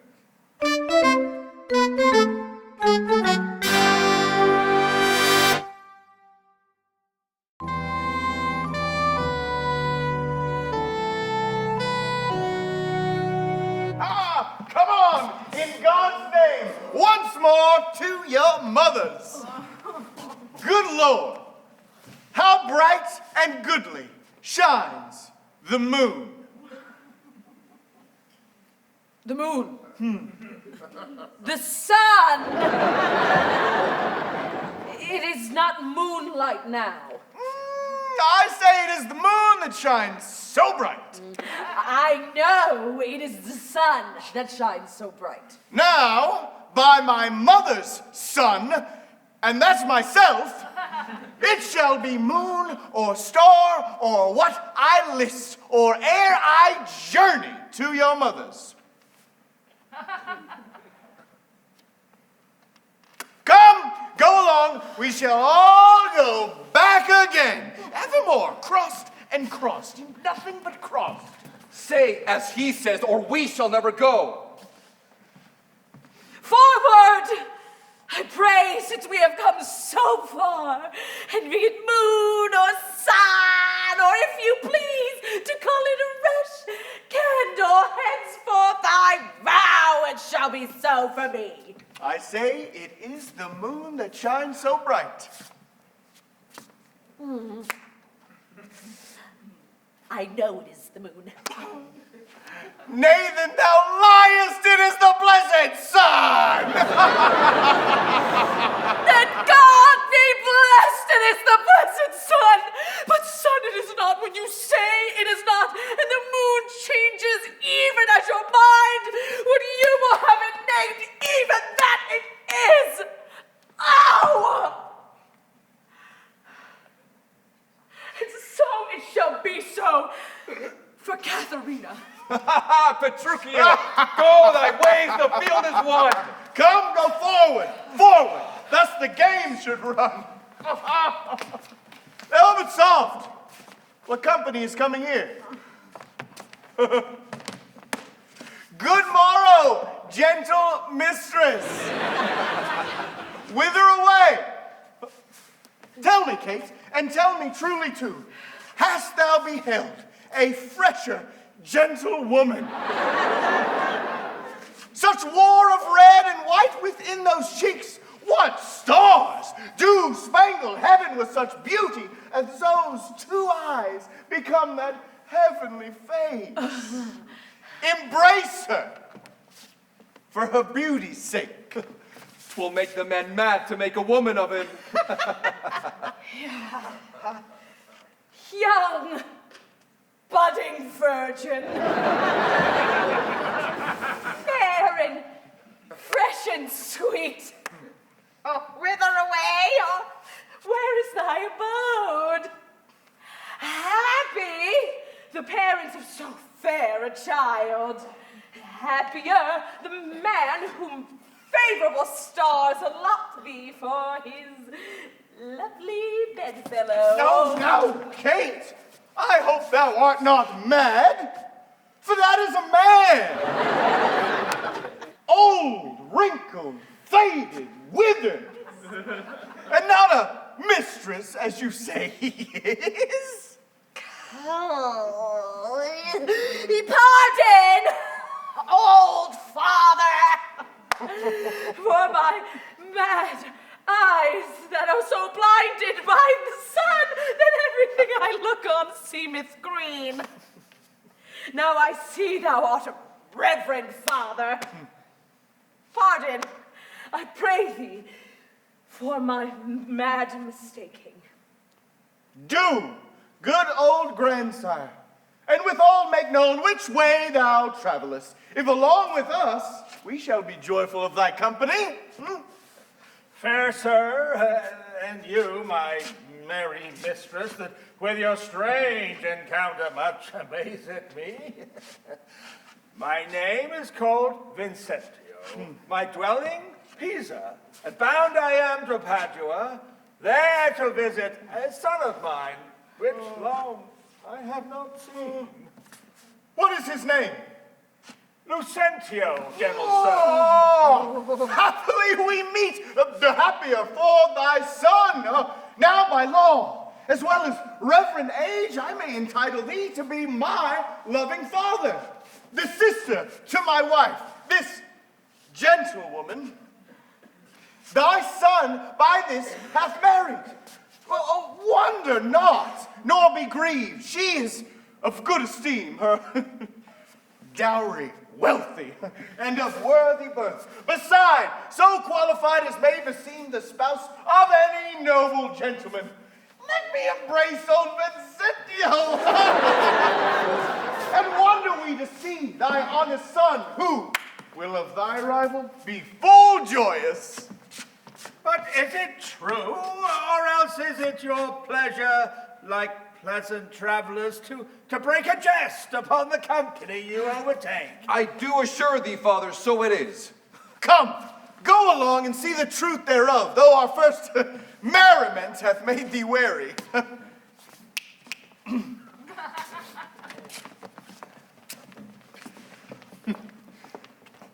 Well, Petruchio, this has put me in heart. Half to my widow, and if she be froward, then thou hast taught Hortensio to be untoward.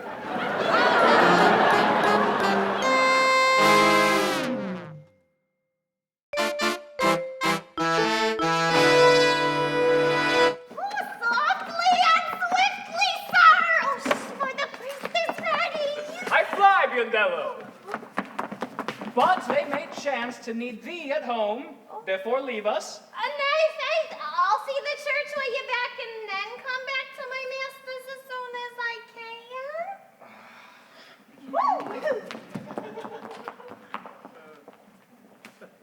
I marvel Cambio comes not all this while.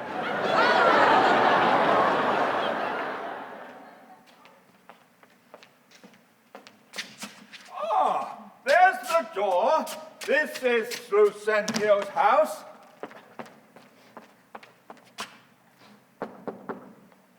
They were busy within, you were best knock louder.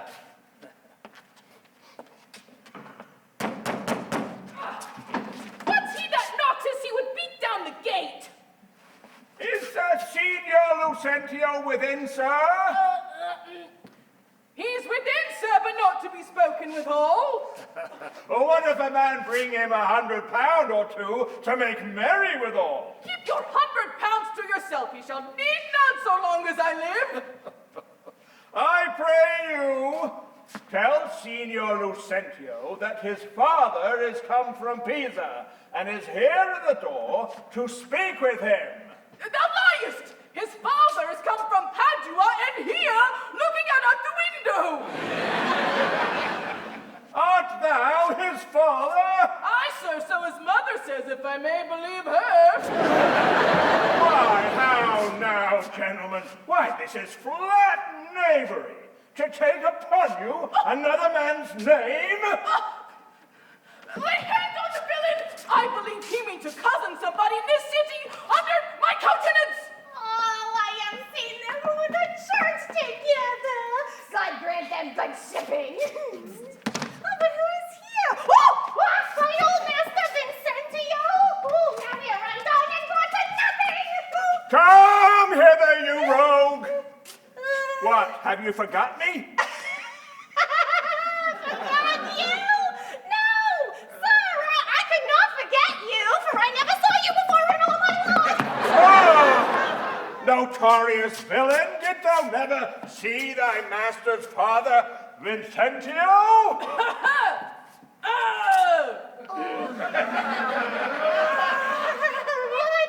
My old worshipful old master, yes, marry sir, see where he looks out the window. If so, indeed.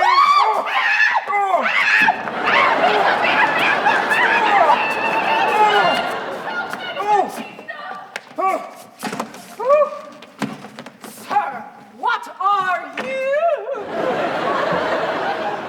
That offered to beat my servant. What am I, sir? Nay, what are you, sir?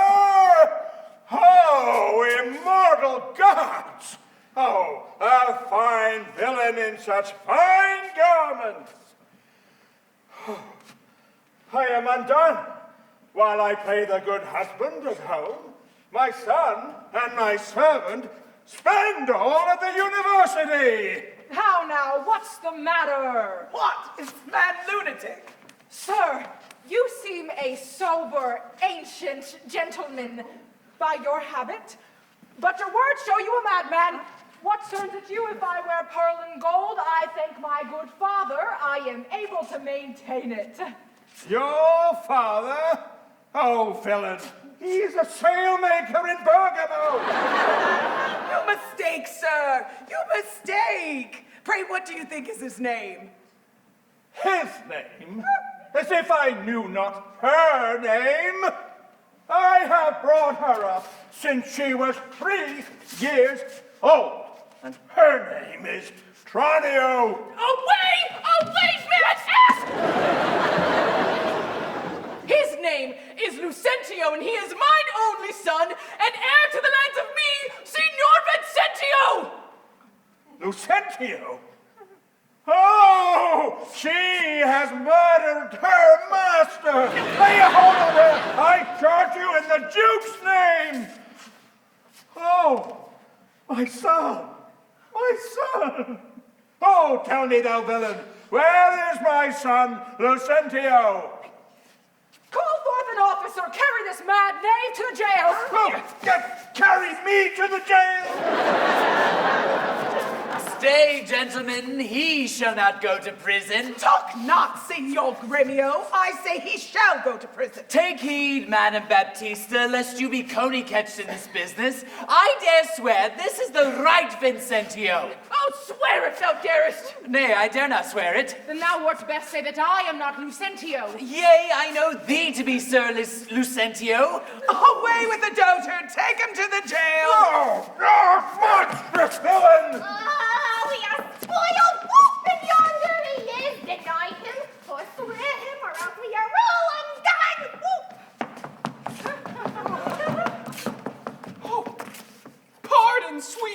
father! Live, my sweet son! Pardon, dear mother. How hast thou offended? Oh, where is Lucentio? Here is Lucentio, bright son to the right Vincentio, that have by marriage made thy daughter mine, while counterfeit supposes bleared thine eye. His packing with a witness to deceive us all. It is that damned villain Tranio that faced and braved me in this manner so. Why, tell me, is this not my Cambio? Cambio is changed into Lucentio. Yes. Love wrought these miracles. Bianca's love made me exchange my state with Tranio, while she did bear my countenance in the town. And now happily I have arrived at the last unto the wished haven of my bliss. What Tranio did myself enforced her to. Then pardon her, sweet father, for my sake. I'll slit the throat those of the villain that would have me sent to jail. What did you hear, sir? Have you married my daughter without asking my goodwill? Fear not, Baptista, for we will content you. But first, hire in to be revenged on this villainy. And I to sound the depths of this knavery. Look not pale, Bianca. Thy mother will not frown.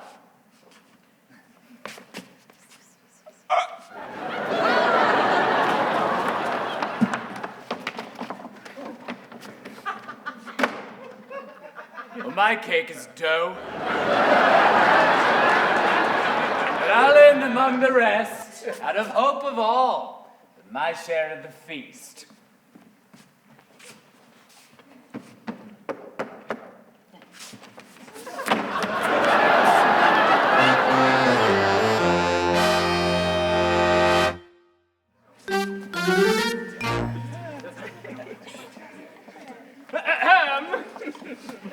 At last, though long, our jarring notes agree, and time it is when raging war is done to smile at scapes and perils overblown.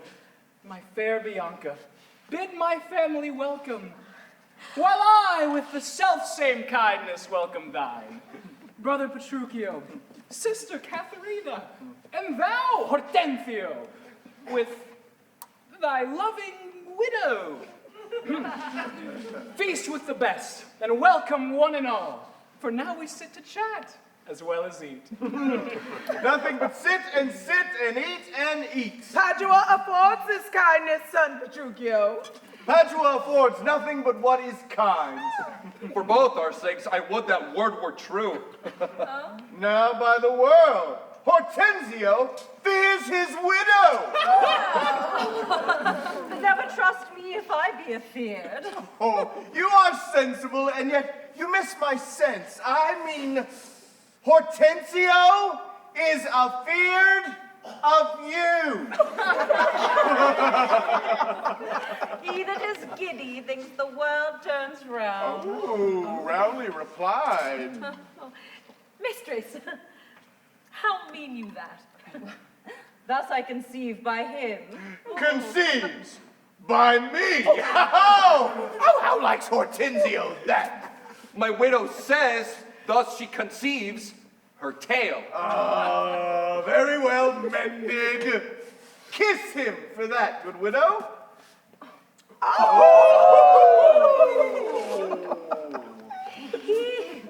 He that is giddy thinks the world turns round. I pray you, tell me what you meant by that.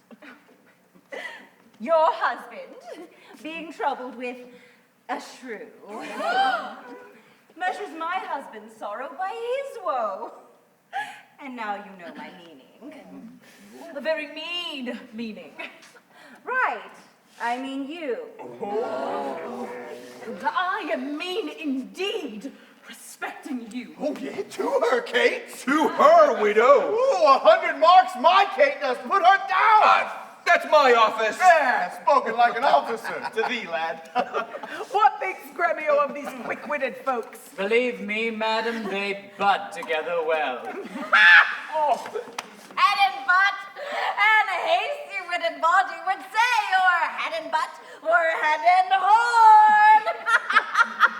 Aye, Mr. Sprite, hath that awakened you? Aye, but not frightened me. Therefore, I'll sleep again. Nay, that you shall not, since you have just begun. Have it you for a bit of jest or two. Am I your bird? I meant to shift my bush and then pursue me as you draw your bow. You are welcome both. She has prevented me. Here, Senor Gremio, the bird that you aimed at, and yet you hit her not. Oh, and therefore, a health to all that have shot and missed.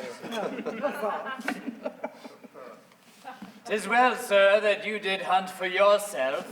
'Tis thought your deer doth hold you at a bay. Gremio hits you now. Confess, hath he not hit you here? Oh, he hath a little galled me, I confess, though, as the jest did glance away from me, 'tis 10 to 1, it maimed you two outright.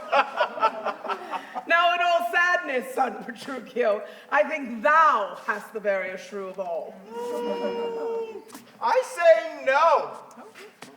And therefore, for assurances, let's each of us send unto his wife, and he whose wife is most obedient to come at first when he doth call for her, shall win the wager of which we will propose. Content?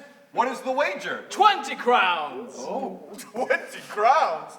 I'll wager so much for my hawk or hound. But 20 times so much upon my wife. 100 then. Content? Match, 'tis done. Who shall begin? That will I. Biendello, bid your mistress come to me. Oh, I go. Son, I'll be your half. Bianca comes. I'll have no halves, I bear it all myself. How now? What news? Sir, my mistress sends you word that she is busy and she cannot come. She is busy and she cannot come. Is that an answer? Aye, and a kind one too. Pray God, sir, yours send you not a word. Oh, I hope better. Sira Biondello, go entreat my wife to come to me forthwith.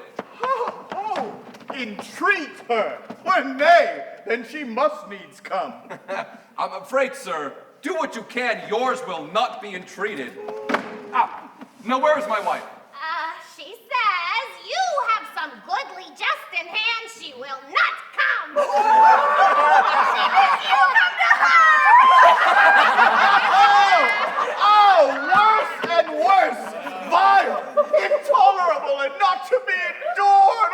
Oh, Sira Grumia, go to thy mistress. Say that I command her to come to me. I know her answer. Oh, what? She will not. The fouler fortune mine, and there an end. Now by my holiday, here comes Katharina. What is your will, sir, that you send for me? Where is your sister and Hortensio's wife? They sit, conferring by the parlor fire. Fetch me them hither, and if they deny to come, swinge me them here soundly forth unto their husbands. Well, away, I say, and bring them hither straight. Now here is a wonder. If you talk of wonder. And so it is. I wonder what it bodes. Merry peace it bodes, and love and quiet life, and awful rule, and right supremacy. And what's more, in short, what's better than sweet and happy? Now fair befall thee, good Petruchio. Thou hast won the wager, and I will add on to their losses 20,000 crowns. Another dowry for another daughter, for she is changed as she has never been. Nay, I will win that wager. And better yet, I'll show more sign of her obedience. Oh, but see where she comes with your froward wives as prisoners to her womanly persuasion. Katharina, that cap of yours, it becomes not you. Off with that bauble, throw it underfoot. Lord, let me never have a cause to sigh till I be brought to such a silly pass. Fie, what foolish duty call you this?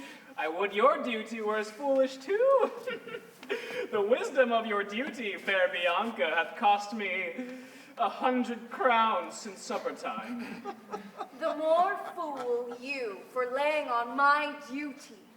Ooh, I charge thee, Katharina. Tell these mad and headstrong women what duty they do owe their lords and husbands. Come, you're mocking. We will have no telling. Oh, come, I say she shall. And first begin with her. She shall not. I say she shall. Ha! And first, begin with her.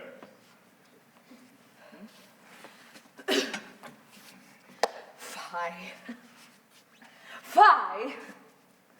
Unknit that threatening, unkind brow, and dart not scornful glances from those eyes, to wound thy lord, thy king, thy governor. It blots thy beauty as frost do biteth the meads. And in no sense is meet or amiable. Thy husband is thy lord, thy life, thy keeper, thy head, thy sovereign one that cares for thee and craves no other tribute at thy hand but love, fair looks, and true obedience. Too little payment for so great a debt. Such duty as the subject owes the prince. Even such a woman oweth to her husband. And when she is froward, peevish, sullen, sour, and not obedient to his honest will, what is she but a foul, contending rebel, and graceless traitor to her loving lord? I am ashamed that women are so simple to seek for rule, supremacy, and sway when we are bound to serve, love, and obey. Come, you froward and unable worms, and place your hand below your husband's foot, in token of which duty, if he please, my hand is ready. May it do him ease.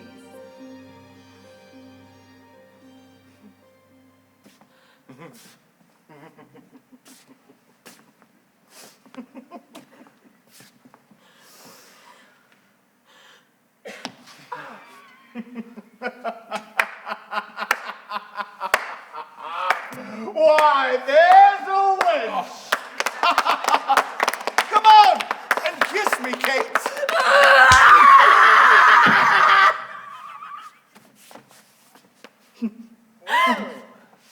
Go thy ways, old lad, for thou shalt have it. 'Tis a good hearing when children are toward. It's harsh here, and the women are trolling. Come, Kate. Let's to bed. Pray, judge me as I am, not as you covet. Mistake me not, I have renewed soul in me, made of north wind, nothing but tempest, and like a tempest shall it make all ruin! This is a fearful course you take. Pray, think on it. You are a woman now, a wife, and his that must, in honesty and justice, look for some due obedience from you. What are we married for? To carry scepters? Are we not one piece with you and as worthy our own intentions as you yours? Maids, oh, that are made of fears and modest blushes. View me and love example. I'll make you know and fear a wife, Petruchio. Dost thou not shame? I do. Oh, and even to water. To think what this man was. To think how simple, how far below a man, how far from reason. You have been famous for a woman tamer, and bared the feared name of a brave wife breaker. A woman now will take those honors off. Your poor, unmanly, wretched, foolish life. Is that my full eyes pity? There's my mourning. He was a fool. And farewell he, not pitied.